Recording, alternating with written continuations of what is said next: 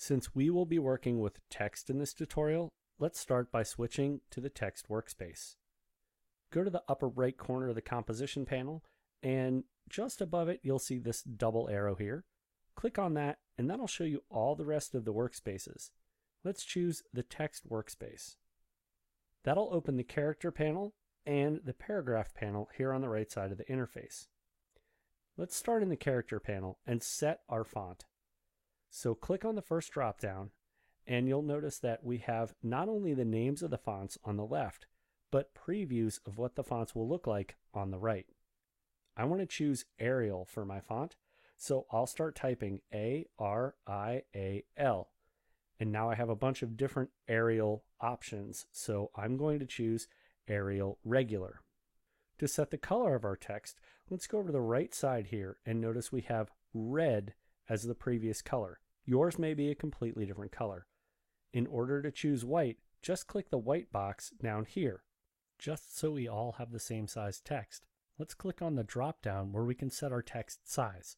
I'm going to choose 60px. Lastly, go to the paragraph panel and make sure that the text is center justified because we want the text to be centered underneath of our main text here in the composition panel.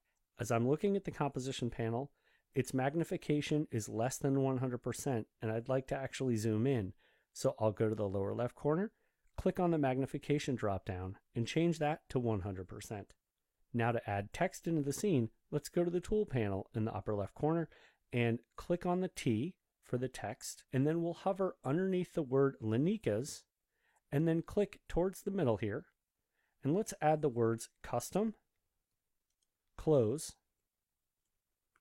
and then press return to go to the next line, and we'll add the line since 1965. In order to set this text, let's go back up to our tool panel and click on the leftmost tool, our selection tool. To reposition the text within the composition, simply click inside the bounding box and start moving the text around. If you hold Control on Windows or Command on the Mac, after you start dragging, you'll notice the text will start to snap to different objects in the scene. Now, I'm going to let go of my mouse and the Control key because I'm going to move my mouse right over the center section of the words here. That way, when I click and drag and then start to hold Control on Windows or Command on the Mac, that signifies that I want to snap the center of these words to the center of the different objects in the scene. So notice when it looks like this, then you can go ahead and let go with your mouse and let go of the Control key. Let's make our text all caps. Go to the bottom of the character panel and you'll see a graphic representation of all caps here with these double T's. Go ahead and click on that button and that'll make the text all caps. To customize the different lines of type within one single text layer, go down to the timeline and double-click on the T icon just to the left of the name of the layer. Once we double-click, we'll see the text is now highlighted in the composition panel. And when I hover my mouse over the words, I get the I bar, which means I can edit that area of the text. I'm going to start off the right side of 1965, click once, and drag to the left to highlight the entire lower line. Go ahead and let go of your mouse once that's highlighted, and then we can go back to the character panel, and anything that I change will only change the selected text. So I'm going to change this text from 60 pixels to 40. If you press Tab, you can move to the next field. The next field here controls the amount of space in between the two lines. This is called leading. I'll click on that drop down and choose a setting of 72. That's going to give me a lot more space between the different elements. Let's hover back over our text again so we get the I bar and start on the right side for close and click and drag to highlight back to the left.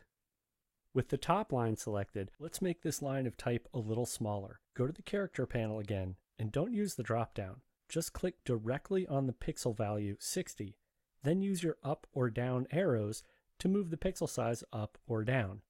This is a great way to make fine adjustments to your type layout. Once you get a size you like, grab the selection tool to set your type layer, and let's go down to the timeline and look at our text layer. If we open the options for layer 1, you'll notice text layers have options in addition to the normal transform options you'd get with any layer.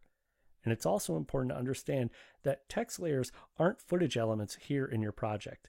They're actually generated from within the After Effects project itself, and they reside within compositions.